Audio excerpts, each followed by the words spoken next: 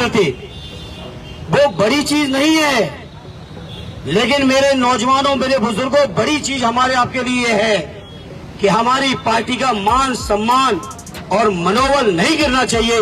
ये हम नौजवानों की जिम्मेदारी है। और नौजवानों, अगर आपने मनोबल गिरा लिया, हमने मनोबल गिरा लिया, तो सोचो अपने बुजुर्गों का क्या होगा।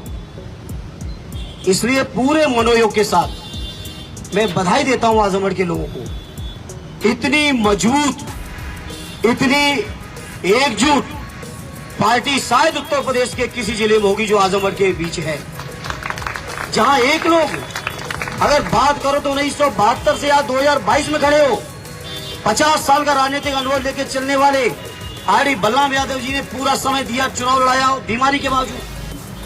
5 बार के विधायक, 4 बार के सांसद आरडी रमाकांत जी खड़े हैं। इन्होंने परवाह नहीं की अपने पद की, न चुनाव की, और मुझे चुनाव लड़ाने का काम किया। मैं आरडी रमाकांत जी का धन्यवाद देता हूँ। आरडी दुर्गा यादव जी का, जो लगातार सदर सीट से 9 बार से विधायक हैं, उम्र में हमसे बहुत बड़े हैं, अनुभव में हमसे बहुत बड़े हैं, लेकिन मुझे अपना भाई और नेता मान के उन्होंने मुझे चुनाव लड़ाया। आरडी आलमबदी जी, जिनको सुनने में भी दिक्कत होती है, लेकिन बावजूद इसके इस उम्र में उन्होंने चुनाव लड़ाने में कोई कसर नहीं की। हमारे साथ खड़े भाई पटेल जी, संग्राम भाई से लेके जितने हमारे साथी 10 के 10 विधायक, एमएलसी, हमारे लीडर ऑपोजिशन लाल बिहारी जी, जिन्होंने कभी पद की गरिमा की चिंता किए बिना मेरी राजनीति आगे बढ़ाने में उन्होंने पूरा योगदान दिया है। ये मौका है साथियों सब लोगों को, जिनका योगदान है, सबका आभार व्यक्त करने का। ये मौका परेशान होने का नहीं है। हाँ, ये चुनाव जो हारे हैं, जो हराया गया है, मैं मीडिया के लोगों के बीच कह के आया हूं और अपने कार्यकर्ता साथियों के बीच भी कहूंगा, ये चुनाव आपको हराया गया है भारतीय जनता पार्टी, बहुजन समाज पार्टी, उत्तर प्रदेश की सरकार, आजमगढ़ का प्रशासन, सबके गठबंधन के बाद आपको 4,500 से हरा पाए हैं। सोचो, इन सब में गठबंधन था और कोई नहीं कह सकता। मैं इस मौके पर मैंने चुनौती दी मीडिया के बीच जाके, अगर बहुजन समाज पार्टी की राष्ट्रीय अध्यक्ष बहन कुमारी मायावती जी में हिम्मत और क्षमता थी तो आजमगढ़ की वोटिंग से पहले एनडीए के उम्मीदवार का समर्थन करके दिखा देती, तो आजमगढ़ के लोग बता देते उन्हें।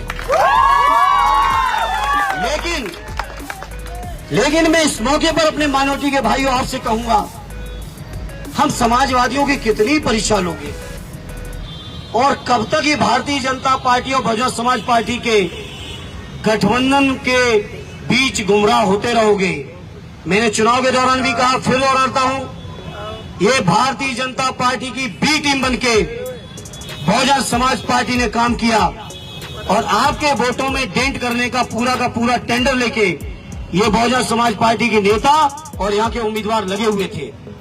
इसलिए मैं इस मौके पर कहना चाहता हूं, अपने माइनॉरिटी के लोगों के बीच कम से कम मेरी हाथ से ही सबक ले लो।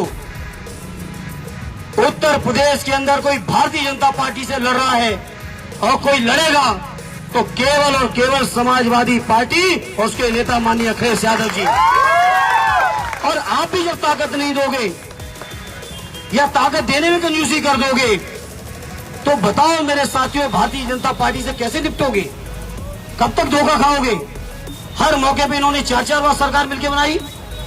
जब मौका मिला, भारतीय जनता पार्टी की जरूरत पड़ी, अभी विधानसभा के चुनाव में, अगर आपकी सरकार नहीं बनी आज उत्तर प्रदेश में, तो इसके पीछे भी बहुजन समाज पार्टी और भारतीय जनता पार्टी का गुप्त समझौता था।